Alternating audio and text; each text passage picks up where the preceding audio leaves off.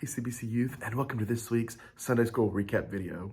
So if you've been following along, you know that we're in the part of the story that we're coming to the end of Jesus' life. And so there's one moment in history that, certain Jewish leaders really wanted to end the things that Jesus were doing. And then we have the disciples that thought that, he was there to be a earthly ruler and overthrow the Roman Empire and set up this Jewish kingdom on earth.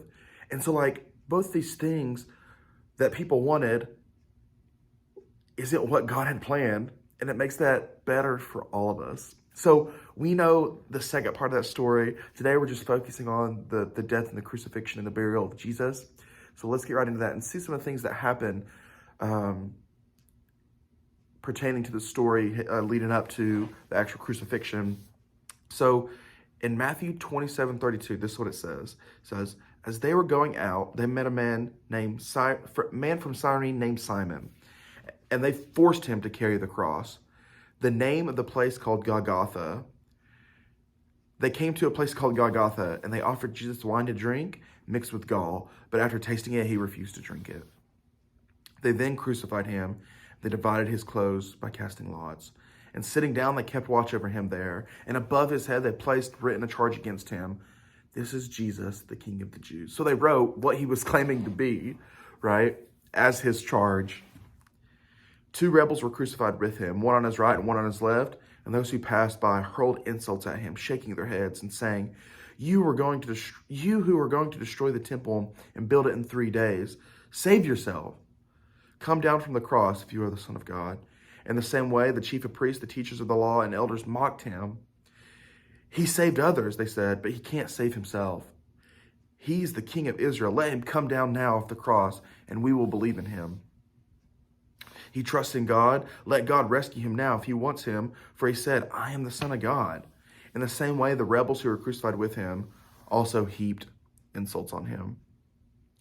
So, Jesus was crucified. He was hanging on the cross. He was being insulted. They were casting lots for his garments, right? Basically betting on, trying to get for some kind of value, maybe a keepsake, I don't know. But the cool thing about everything that happens, he keeps on fulfilling all these prophecies. It's just more and more information that we can know that Jesus is who he says he is. And then we know that he did this for a reason for us. So we know what happened after that. He passed. He said, my God, why have you forsaken me? Because he literally took on the sins of the world. That's why he died, because he took on the sins of the world. So in that moment, he felt as though God had forsaken him because he became sin who knew no sin, so that we could know the righteousness of God. So he passed, and we see that Jesus of Arimathea was able to take his body and put it in a tomb that he had made that nobody had ever been in. And we know that that Pilate asked for someone to guard it because they didn't want them to be deceived again, and say that he rose and his disciples take the body. So that's the story. That's the crucifixion. That's just the beginning of the story. We have next week's story of the resurrection, but let me just kind of tie it into what it means for us.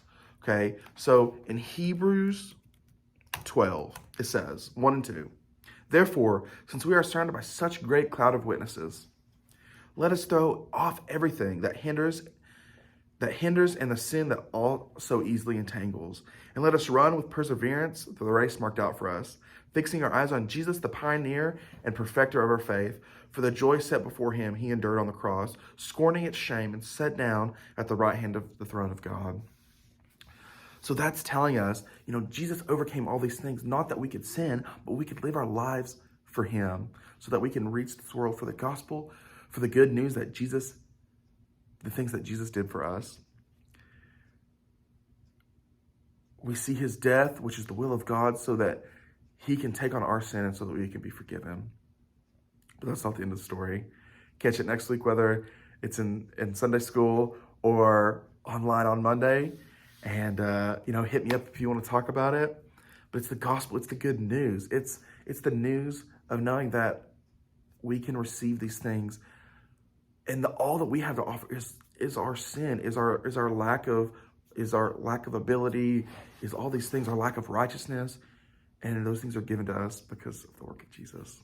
So that's all I got today. I love you guys, and I'll see you later.